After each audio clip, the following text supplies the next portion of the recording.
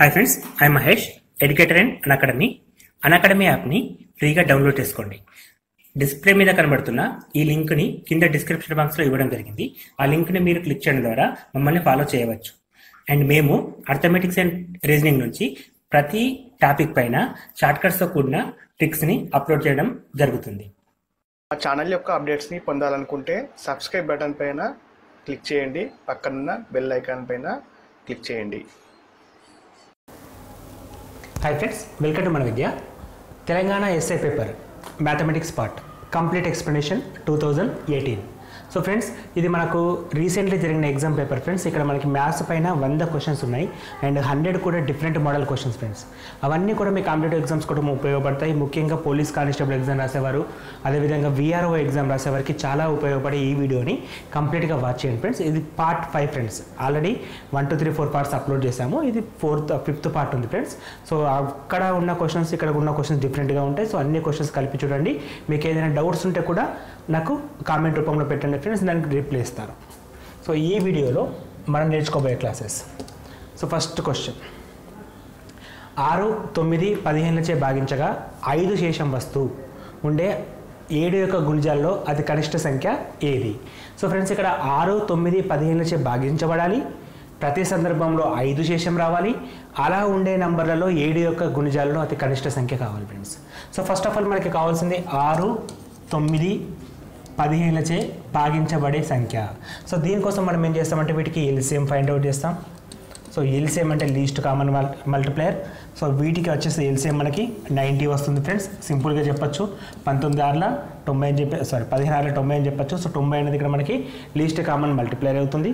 So మన number అనేది ఈ వీటితో భాగించినప్పుడు 5 శేషం రావాలి కాబట్టి మన నంబర్ అనేది 95 కావచ్చు. ఫర్ ఎగ్జాంపుల్ ఇప్పుడు 95ని 6తోటి భాగిస్తే 95ని 6తోటి భాగిస్తే శేషం 5 వస్తుంది. అదేవిధంగా 95ని 9తో భాగించినా కూడా శేషం 5 వస్తుంది. 15చే భాగించినా కూడా శేషం 5 వస్తుంది. ఇక్కడ వరకు క్వశ్చన్ ఉంటే ఆన్సర్ 95 అవుతుంది ఫ్రెండ్స్. ఇక్కడ వరకే క్వశ్చన్ ఉంటే ఆన్సర్ 95 అవుతుంది. కానీ క్వశ్చన్లో ఇంకా ఎక్స్టెండ్ ఇచ్చాడు. సో ఇట్లా భాగించబడాలి. ఎట్ ద సేమ్ టైం మనకు వచ్చే నెంబర్ అనేది 7 మల్టిపుల్ కావాలి. అంటే 7 యొక్కంలో 7 ఈవెన్ సింపుల్గా 7 తోటి కూడా క్యాన్సిల్ కావాలి. మరి 95 అనేది 7 తోటి క్యాన్సిల్ అవుతుందా? కాదు. మరి నెక్స్ట్ నెంబర్ ఏంటి అని ఆలోచించినప్పుడు ఈ నెంబర్ తోటి పని లేదు మనకి. ఇక్కడ ఉన్న 90 మల్టిపుల్స్ మనం తీసుకోవాలి. 90 మల్టిపుల్స్ అంటే 90 × 1, 90 × 2 అంటే మనకి 180 వస్తుంది. 180 + 5 అంటే 185. ఈ 185 కూడా 7 టేబుల్లో రాదు కాబట్టి మనకు కావాల్సింది ఇది కాదు. ఆ విధంగానే ప్రతి నెంబర్ చూసుకుంటూ వెళ్ళాలి. అప్పుడు మనకు అవసరం వచ్చే నెంబర్స్ ఏమైతే అంటే 95, 185, 275, 365, 455. Simple friends. 9 ఎక్కం 9 ఎక్కం 9, 9 × 18, 9 × 27, 9 × 36, 9 × 45, 9 × 54 ఈ విధంగా ఉంటాయి. కానీ ఈ సిరీస్లో మనకి 455 అనే నెంబర్ 7 తోటి డివిజిబుల్ అవుతుంది. 7 తోటి డివిజిబుల్ అవుతుంది కాబట్టి మన ఆన్సర్ అనేది 455 అనేది కరెక్ట్ ఆన్సర్ అవుతుంది. అది కనిష్ట సంఖ్య ఫ్రెండ్స్. దీని తర్వాత ఇంకా కొన్ని నెంబర్స్ కూడా అవుతాయి, కానీ ఇక్కడికి మనకి కనిష్ట సంఖ్య అడిగాడు కాబట్టి సరిపోతుంది. అంటే ఈ క్వశ్చన్ ఇచ్చినప్పటికీ కూడా ఇంత లెంత్ కూడా అవసరం లేదు ఫ్రెండ్స్. సింపుల్గా కూడా చేయొచ్చు. ఫస్ట్ 6, 9, 15లకు ఎల్సిఎం ఫాస్ట్గా చేయగలిగితే చాలు. సో 9, 6, 15కి ఎల్సిఎం 90. సో ఒక్కసారి ఎల్సిఎం మనం ఫైండ్ అవుట్ చేసిన తర్వాత 90కి 5 శేషం రావాలి కాబట్టి 95. సో మనకి 7 తోటి ఏదైతే క్యాన్సిల్ అవుతుందో క్యాన్సిల్ ఫటాఫట్ చెక్ చేస్తే సరిపోతుంది. సో 95, 185, 275, 365, 455 అలా సిరీస్ ఉంటుంది. ఆ సిరీస్లో మనకి 455 అనేది ఎగ్జాక్ట్గా 9 తోటి క్యాన్సిల్ అవుతుందని చెప్పి రాస్తాం ఫ్రెండ్స్. నెక్స్ట్ క్వశ్చన్, A మరియు Bల యొక్క వయసుల నిష్పత్తి 2:5. 8 సంవత్సరాల తర్వాత వారి వయసుల నిష్పత్తి 22:43 అవుతే ప్రస్తుతం వారి వయసుల నిష్పత్తి ఎంత? So friends, very basic question, very easy question కూడా ఇది. ఎందుకంటే A, Bల వయసుల నిష్పత్తి 2:5 అంటే వాళ్ళ ఏజ్ ఎట్లా ఉంటుంది? నిష్పత్తి నుంచి బయటకు వస్తే ఒకరిది 2x, ఒకరిది 5x అవుతుంది, అంటే ప్రజెంటేజ్. సో అదే అడిగాడు మనకి. సో కావాల్సింది మనకి x వాల్యూ తెలిస్తే ఇక్కడ సబ్స్టిట్యూట్ చేస్తే ఆన్సర్ అయిపోద్ది. ఈ x వాల్యూ కనుక్కోవడం కోసం మనకు ఒక కండిషన్ ఇచ్చిండు. 8 సంవత్సరాల తర్వాత వారి వయసు 22:43 అని. అంటే ప్రస్తుతం ఎంత ఉంది వారి వయసు? 2x.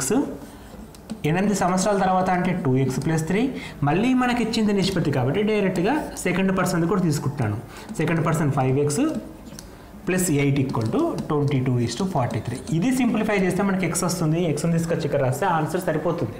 సో ఇప్పుడు ఈ ఈక్వేషన్ సింప్లిఫై చేయడానికి క్రాస్ మల్టిప్లికేషన్ చేసుకుంటాం. 43 × 2 9 86 x ప్లస్ 43 × 8 చేయాలి. 43 × 8 చేస్తే మనకి 344 వస్తుంది. 344 which is equal to 22 × 5 110 plus 22 × 8 176. So కొంచెం నంబర్స్ ఫాస్ట్గా ఉండి టేబుల్స్ ఫాస్ట్గా చేస్తే తప్పులు పోకుండా చేయొచ్చు. సో ఇప్పుడు 86 ఇట్టేస్తే మనకి 24x అవుతుంది. అదేవిధంగా 176 ఎయిట్ తీసుకొస్తే మనకి 168 వస్తుంది. సో ఇక్కడ కూడా మళ్ళీ మనకి 24 1s 24 4s 24 7s sorry 24 7s. So x value ఎంత వచ్చింది మనకి 7 వచ్చింది. 7 ఇక్కడ రాస్తే మనకి ఏమవుతుంది 2 × 7 14 7 × 5 35. సో మనకు కావాల్సిన వాళ్ళ ఏజెస్ వచ్చేసి 14,35 అని చెప్పి రాస్తాం. 14,35 అనేది వాళ్ళ ఏజెస్కి ఈక్వలెన్స్. సో ఫ్రెండ్స్ ఇది ప్రాబ్లమ్స్ అండ్ ఏజెస్ అంటే వయసుల పైన అడిగే క్వశ్చన్. ఇది ఈజీగానే ఉంటుంది ఫ్రెండ్స్, పెద్ద కష్టమైన క్వశ్చన్ అడిగాడు. ఇక్కడ ఏ క్వశ్చన్ అడిగినా కూడా ఈజీగా ఉంటుంది. నెక్స్ట్ క్వశ్చన్, బి కంటే ఏకి 50% జీతం ఎక్కువ, ఏ కంటే బి జీతం ఎంత శాతం తక్కువ అని అడుగుతున్నాడు. సో ఫ్రెండ్స్ ఇక్కడ చాలామంది కూడా మేజర్ మిస్టేక్ ఏం చేస్తారంటే ఇద్దరి మధ్యలో కంపారిజన్ చెప్పాడు. ఏ ఉన్నాడు బి ఉన్నాడు, బి కంటే ఏకి జీతం ఎక్కువ అన్నాడు. అంటే ఎవరికి ఎక్కువ ఇక్కడ ఏకి ఎంత ఎక్కువ 50% ఎక్కువ. ఆటోమేటిక్గా ఇక్కడ నుంచి ఇక్కడికి 50% ఎక్కువ ఉన్నప్పుడు ఇక్కడ తక్కువ ఉంటుంది, అది కూడా 50% తక్కువ ఉంటుంది. ఎంత తక్కువ అని అడిగాడు. సో 50% ఎక్కువ కాబట్టి 50% తక్కువ అని చెప్పేసి ఇక్కడ ఆన్సర్ 50 పెట్టే ఛాన్స్ ఉంటుంది ఫ్రెండ్స్. కానీ 100% ఇది ఆన్సర్ తప్పు. ఎందుకంటే ఫర్ ఎగ్జాంపుల్ ఇంకొక చిన్న విషయం కూడా చెప్తున్నాను. సపోజ్ ఇక్కడ ఏ కామ బి ఇద్దరు వ్యక్తులు ఉంటే ఏకి బి కంటే 1000 రూపాయల జీతం ఎక్కువ, అదేవిధంగా బికి ఏ కంటే ఎంత జీతం తక్కువ అని అడిగితే 1000 రూపీస్ తక్కువ అని చెప్పి రాస్తాం. ఎందుకంటే అమౌంట్ నంబర్ అనేది వేరు, పర్సెంటేజ్ వేరు. సో పర్సెంటేజ్ అనేది ఖచ్చితంగా తేడా వస్తుంది ఫ్రెండ్స్. నంబర్కు పర్సెంటేజ్ ఖచ్చితంగా ఎప్పుడు ఈక్వల్ కాదు. 1000 రూపాయలు ఇచ్చి 1000 రూపాయలు తీసుకోవచ్చు, 100% ఇచ్చి 100% తీసుకోలేము ఫ్రెండ్స్. మన దగ్గర ఎంత ఉన్నదో తెలియదు, మన దగ్గర ఎంత ఉన్నదో తెలియదు. సో నంబర్స్ అనేవి somewhat different with percentages. So numbers కాబట్టి ఎంత ఎక్కువ ఉంటే ఎంత తక్కువ ఉంటుంది, కానీ పర్సంటేజ్ మాత్రం అలా కాదు. సో వన్ థింగ్ ఇంకా క్లియర్గా చెప్తున్నాను ఫ్రెండ్స్. ఇక్కడ మనకి సపోజ్ ఏ యొక్క జీతం 100 ఉందనుకుందాం, అప్పుడు బి జీతం ఎంత అవుతుంది 50% ఎక్కువ అనుకుంటే 150 అవుతుంది. మరి ఇక్కడ నుంచి ఇక్కడికి వచ్చేసరికి ఏమవుతుంది ఫ్రెండ్స్ 50% తక్కువ అంటే 75 తగ్గుతుంది. అప్పుడు మనకి చాలా డిఫరెంట్ వస్తుంది ఫ్రెండ్స్. ఇక్కడ 50 కాస్త ఇక్కడ ఏమైంది 75 అయింది. ఇట్లా డిఫరెన్స్ ఉంటుంది. కాబట్టి ఇటువంటి క్వశ్చన్స్ని ఎక్కువ కన్ఫ్యూజ్ కాకండి. ఒక్కటే సింపుల్ మెథడ్ ఆల్రెడీ మనం పార్ట్ 2లో ఇదే మోడల్ పేపర్ పార్ట్ 2లో ఎక్స్ప్లెయిన్ కూడా చేశాను, ఫార్ములా కూడా చెప్పాను. ఏం ఫార్ములా అది x/100 + x × 100 అనే ఫార్ములా. మరి ఈ ఫార్ములా ఎప్పుడు వాడాలి అని అంటే ఒక క్వశ్చన్లో ఒకటే పర్సెంటేజ్ ఉండి దాని చుట్టే ఆన్సర్ తిరిగినప్పుడు. అంటే ఇక్కడ మొత్తం క్వశ్చన్ కూడా ఒక పర్సెంటేజ్ చుట్టూ తిరుగుతుంది ఫ్రెండ్స్. 50 అనే పర్సెంటేజ్ ఇచ్చి మొత్తం దాని చుట్టూ తిరుగుతున్నాడు. వేరే నంబర్స్ ఉండవు, వేరే పర్సెంటేజ్ ఉండదు. ఇటువంటి క్వశ్చన్స్కి ఈ ఫార్ములా వాడచ్చు. మరి ఈ ఫార్ములా మనం వాడేటప్పుడు ఒకటే విషయం, ఇది యాక్చువల్గా ప్లస్ ఆర్ మైనస్ అని ఉంటుంది. ఇక్కడ ఎక్కువ అంటే ఈ మనకి ఇచ్చిన ఫస్ట్ నంబర్ ఉంటుంది కదా పర్సెంటేజ్, దీని తర్వాత ఎక్కువ అని వస్తే ప్లస్ తీసుకోవాలి, ఒకవేళ తక్కువ అని వస్తే మైనస్ తీసుకోవాలి. ఇది ఒక్కటి గుర్తుంచుకోండి.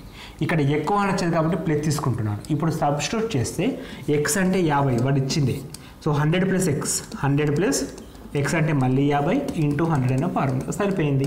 50/150 × 100 1/3 × 100 which is equal to 33 1/3%. 33 1/3%. Option number 2 is correct friends. చాలా సింపుల్ క్వశ్చన్, కాకపోతే కొంచెం కన్ఫ్యూజన్ పోగొట్టుకుంటే సరిపోతుంది. తక్కువ టైంలో చేయడానికి ఈ ఫార్ములా మీకు ఉపయోగపడుతుంది. నెక్స్ట్ క్వశ్చన్, ఒక చతురస్రం ప్రతి భుజం 25% తగ్గిస్తే కొత్తగా ఏర్పడే చతురస్ర వైశాల్యానికి దత్త చతురస్ర వైశాల్యానికి మధ్య గల నిష్పత్తి ఏంటి అని అడుగుతున్నాడు. సో ఫ్రెండ్స్ చతురస్రం అనగానే మనకు ఒక విషయం క్లియర్గా తెలుసు, 4 భుజాలు సమానంగా ఉంటే దాన్ని చతురస్రం అంటాం. ఈ చతురస్రంలో ఏదైనా ఒక భుజం కావచ్చు, అన్ని భుజాలు ఒక రకంగా ఉంటాయి కాబట్టి భుజాన్ని 25% తగ్గించిండు. సో మనకు యాక్చువల్గా భుజం ఎంత ఉందో తెలియదు. సో ఆ భుజాన్ని 95% 25% తగ్గించాలి. సో పెద్ద నెంబర్ కాకుండా నేను 4 అనే తీసుకుంటున్నాను. ఒక భుజం విలువ సపోజ్ 4 అయిందనుకుంటే ఎందుకంటే ఇక్కడ మనకి 4లో 25% కనుక్కోవడం చాలా సింపుల్ ఫ్రెండ్స్. అదే 5లో 25% కనుక్కోవడం 1.25 కొంచెం కష్టం. 4లో 25% ఈజీగా కనుక్కోవచ్చు. సో 4లో 25% ఎంత ఫ్రెండ్స్ 1 తగ్గించాలి. అంటే మనకు కొత్తగా ఏర్పడే చతుర్భుజం యొక్క వైశాల్యం భుజం ఎంత ఉంటుంది 3 ఉంటుంది. ఎందుకంటే ఇది 4, దీనికంటే 25% తగ్గించిన అప్పుడు మనకి అది ఏమవుతుంది ఫ్రెండ్స్ 3 అవుతుంది. అంటే దీనికి ఫార్ములా కానీ మెథడ్స్ కానీ ఏమి కూడా అవసరం లేదు. సింపుల్గా కొద్దిగా ఎగ్జాంపుల్స్ని తీసుకొని చేస్తే సరిపోతుంది. సో భుజం యొక్క ప్రతి భుజాన్ని 25% తగ్గించడం కాబట్టి ఒకటి తగ్గితే ఆటోమేటిక్గా మిగతా అన్ని కూడా తగ్గుతాయి. చతురస్రం కావచ్చు, ఇది చతురస్రం కాబట్టి ఒకటి తగ్గితే అన్ని తగ్గుతాయి. సో ఫస్ట్ కేసులో మనకు వైశాల్యం ఎంత వస్తుంది ఫ్రెండ్స్? 4 కాబట్టి ఏ స్క్వేర్ ఫార్ములా కదా, ఎక్కడైనా ఏ స్క్వేర్ ఫార్ములా. సో ఫస్ట్ కేసులో మనకు వైశాల్యం ఎంత? 16 వస్తుంది. మరి సెకండ్ కేసులో వైశాల్యం ఎంత? 9 వస్తుంది. సో నిష్పత్తి అనగానే మనకి 16:9 అని చెప్పి రాస్తే ఆన్సర్ తప్పు అవుతుంది ఫ్రెండ్స్. అక్కడ ఆప్షన్ కూడా లేదు మనకి ఎక్కడ అడిగారు చూడండి. కొత్తగా ఏర్పడిన వైశాల్యానికి దత్త వైశాల్యానికి ఇది సెకండ్ రాయాలి. ఫస్ట్ ఏది అడిగాడో దాన్ని రాస్తూ మనకు ఆన్సర్ చేస్తే 9:16 అనేది ఆన్సర్ అవ్వడం జరుగుతుంది. ఎటువంటి ఫార్ములా అవసరం లేదు, దీనికి మెథడ్ కూడా పెద్దగా ఏం అవసరం లేదు ఫ్రెండ్స్. క్వశ్చన్లో ఏమి ఇచ్చాడో దాన్ని బట్టి చేస్తే సరిపోతుంది.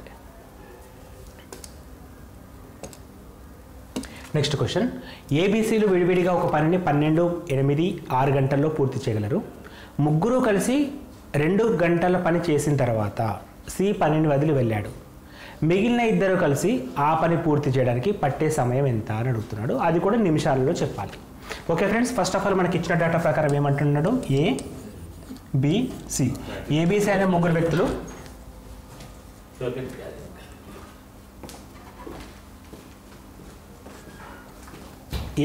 ముగ్గురు వ్యక్తులు ఒక పనిని విడివిడిగా చేసే సమయం మనకు చెప్పాడు. సో విడివిడిగా చేసే సమయం వచ్చేసి ఏమంటున్నాడు? 1/12. అంటే ఒక గంట ఏ అనే వ్యక్తి ఒక పనిని 12 గంటల్లో పూర్తి చేయగలడు. బి అనే వ్యక్తి ఒక పనిని 8 గంటల్లో పూర్తి చేయగలడు. సి అనే వ్యక్తి ఒక పనిని 6 గంటల్లో పూర్తి చేయగలడు. అంటే ఒక గంటలో తను చేసే పని ఎంత? 1/12, 1/8, 1/6. ఈ ముగ్గురు కలిసి 2 గంటలు పనిచేస్తారు. అంటే ఆ ముగ్గురు కలిసి 2 గంటలు పనిచేశారంటే ఆ ముగ్గురు యొక్క 2 గంటల పనిని మనం కనుక్కోవాలి. ఫస్ట్ ఒక గంటలో వాళ్ళు చేసే పని ఎంత? 1/12 ప్లస్ 1/8 ప్లస్ 1/6 తీసుకుంటే వారి ముగ్గురు పని వస్తుంది మనకి. సో ఇక్కడ మనకి ఎల్సిఎం అనేది ఎంత వస్తుంది? 12, 6 ఉంది కాబట్టి 12 తీసుకోవచ్చు, 6 క్యాన్సల్ అవుతుంది. 8, 12 ఉంది కాబట్టి 24 అనేది ఎల్సిఎం అవుతుంది. సో 24 కాబట్టి ఇక్కడ 2 ఉంటుంది, ఇక్కడ 3 ఉంటుంది, ఇక్కడ 4 ఉంటుంది. సో 3 + 4 7 + 2 9/24 రావడం జరిగింది. సో ఈ 9/24 అనేది ఏంటి ఫ్రెండ్స్? వాళ్ళు ముగ్గురు కలిసి 1 గంటలో పని. అట్లా వాళ్ళు 2 గంటలు పని చేస్తారు. అంటే ఇంటూ 2 తీసుకుంటే 9/12 విచ్ ఇస్ ఈక్వల్ టు 3/4 వంతు పని పూర్తయిపోయింది. అంటే ఈ ముగ్గురు కలిసి 2 గంటలు పని చేస్తే 3/4 వంతు పని పూర్తయిపోయింది. మిగిలిన పనిని పూర్తి చేయడానికి ఎంత సమయం పడుతుంది? ఎవరికి? సి వెళ్ళిపోయింది కాబట్టి ఏబీలకు. సో ఇప్పుడు ఏబీల గురించి మాట్లాడాలి. సిని తీసేస్తే మనకి ఏ కామ బి యాక్చువల్గా ఒక పనిని ఎప్పుడు చేస్తారో చూద్దాం. సో ఒక పని చేయడానికి వాళ్ళకి పట్టే సమయం ఎంత? 1/12 plus 1/8 which is equal to 24 LCM 2 + 3 అంటే 5/24 అవర్స్ టైం పడుతుంది. అంటే దాని మీనింగ్ 24/5 అవర్స్లో పని పూర్తయిపోతుంది. ఏ పని? ఒక పని చేయడానికి వాళ్ళకి పట్టే సమయం ఎంత? 24/5 గంటలు. అందులో 3/4 వంతు పని పూర్తయిపోయింది. 3/4 వంతు పని పూర్తయిపోయింది. రిమైనింగ్ పని ఎంత ఉంటుంది?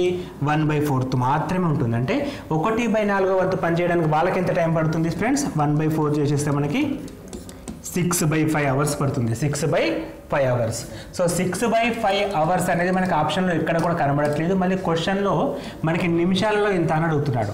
సో 6/5 ఈజ్ నథింగ్ బట్ 72 నిమిషాలు. ఎందుకంటే ఇది గంటలలో చెప్తున్నాం కదా, గంటల నుంచి నిమిషాలకు వచ్చినప్పుడు 6/5 అంటే మనకి 72 నిమిషాలు రావడం జరుగుతుంది. సో మనకు ఆన్సర్ ఎంత అంటే కరెక్ట్గా 72 నిమిషాల్లో మిగిలిన పనిని వాళ్ళిద్దరూ పూర్తి చేయగలరు. మిగిలిన పనిని వాళ్ళిద్దరూ పూర్తి చేయడానికి 72 నిమిషాల సమయం పడుతుంది ఫ్రెండ్స్. సో మళ్ళీ చెప్తాను చూడండి ఫ్రెండ్స్, ఇక్కడ ఫస్ట్ ఏం చేయాలి? ఏబీసీలు విడివిడిగా ఇచ్చాడు కాబట్టి ఫస్ట్ వాళ్ళకి ఒక పనిని మొత్తం పూర్తి చేయడానికి సమయం కనుక్కున్నాం. యాక్చువల్గా వాళ్ళకు 3/4 టైం పడుతుంది. కానీ వాళ్ళు 2 days కష్టపడ్డారు కాబట్టి ఆ 2 తోటి మల్టిప్లికేషన్ చేస్తే ఈ 2 రోజుల్లో వాళ్ళు 3/4 వరకు ఫినిష్ చేశారు. అప్పుడు రిమైనింగ్ పని ఎంత ఉంది? 1/4 ఉంది. సో ఈ 1/4 పనిని ఏ కామ బీలు ఇద్దరు కలిసి ఎన్ని పూర్తి చేయడానికి పట్టే సమయం అడుగుతుంది కాబట్టి ఏ కామ బీలకు యాక్చువల్గా మనకి 1/12 ప్లస్ 1/8 తీసుకుంటే 5/24 వస్తుంది. బట్ సమయం కాబట్టి రివర్స్ రాసుకుంటాం. 24/5 ఇంటూ 1/4 రిమైనింగ్ పని కాబట్టి 6/5 వచ్చింది. ఈ 6/5 అనేది గంటల్లో ఉంది కాబట్టి నిమిషాల్లోకి మార్చినప్పుడు మనకి 72 నిమిషాలు రావడం జరిగింది. 72 minutes రావడం జరిగింది. నెక్స్ట్ క్వశ్చన్, కొంతమంది ప్రయాణికులతో ఒక రైలు బయలుదేరింది.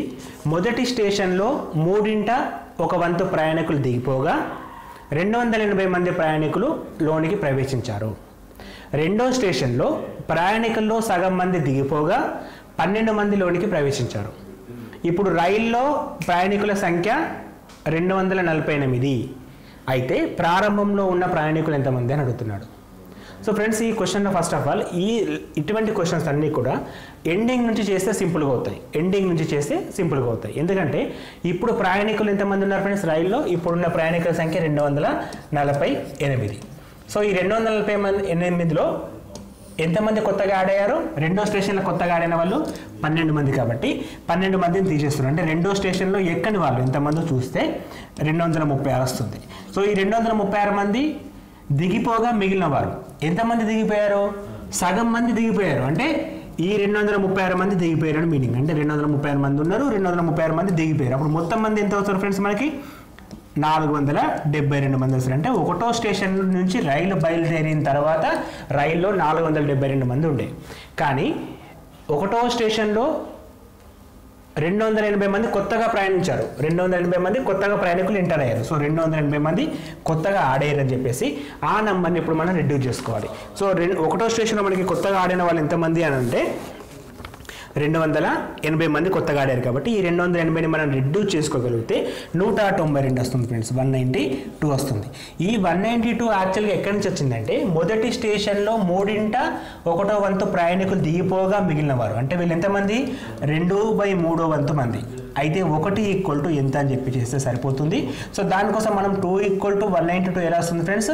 2 = 192 అంటే 96 చేస్తే వస్తుంది. 96 × 3 చేస్తే మనకు కావాల్సిన 288 అనే నెంబర్ రావడం జరుగుతుంది. 288 అనే నెంబర్ వస్తుంది. అంటే మనకి ఫస్ట్ ఇనిషియల్గా 288 మంది ఉండే, అందులో 1/3 వంతు దిగిపోయారు. అప్పుడు మనకి ఎంతమంది ఉన్నారు? 192 మంది ఉన్నారు. ఈ 192 మందికి 180 మంది యాడ్ అయ్యారు. అంటే ఒకటో స్టేషన్ ఎండింగ్లో 472 ఉన్నారు. ఈ 472లో రెండో స్టేషన్ స్టార్టింగ్లో 236 మంది దిగిపోయారు. రిమైనింగ్ 236 మంది ఉన్నారు. ఈ 236కు 12 మంది యాడ్ అయితే 248 అనేది రెండో స్టేషన్ నుంచి ట్రైన్ బయలుదేరిన తర్వాత ప్రయాణికుల సంఖ్యను చూపిస్తున్నారు ఫ్రెండ్స్. ఇంత పెద్దగా ఉంటుంది క్వశ్చన్, అయినప్పటికీ కూడా సింపుల్గా ఉంటుంది. ఇటువంటి క్వశ్చన్స్ అన్నీ కూడా ఎండింగ్ నుంచి చేస్తే కన్ఫ్యూజన్ లేకుండా కరెక్ట్ ఆన్సర్ చేయడానికి ఛాన్సెస్ ఉంటాయి ఫ్రెండ్స్. నెక్స్ట్ క్వశ్చన్ 24లో 16 2/3% ని ఎస్ అని, 9లో 33 1% ని టీ అని, 25లో